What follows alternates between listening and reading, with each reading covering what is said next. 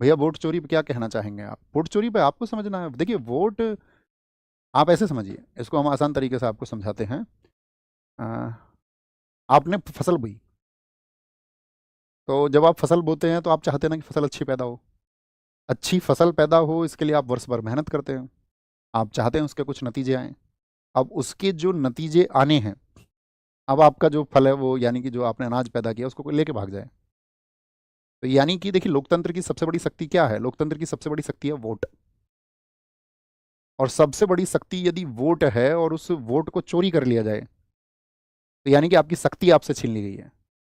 आपको लगता होगा कि बहुत साधारण सी चीज़ है, आप एक चुनाव कर रहे हैं, आप चाहते हैं कि ये अमुक व्यक्ति जीत करके आए और वहां वोट चोरी हो जाए, तो फिर आप क्या कहेंगे? तो आप कहेंगे कि इससे तो जो व्यक्ति अच्छा है और अच्छा कार्य करना चाहता था, जिसने अच्छी योजनाएं प्रस्तुत की थी जनता के सामने, तो कोई फायदा नहीं हुआ फिर तो उसका।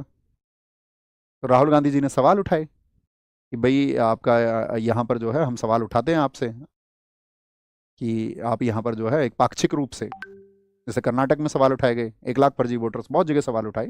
हालांकि इलेक्शन कमीशन ने अभी उनसे जवाब मांगा है इस बात पर कि भाई इस बात के प्रूफ दो, है ना, उनको उल्टे प्रूफ दो कि यहाँ पर आप जो कह रहे हैं, आप जो आरोप लगा रहे हैं वो सच्चे हैं, तो वो प्रूफ मांगे आगे, वो देंगे डेटा को उसको।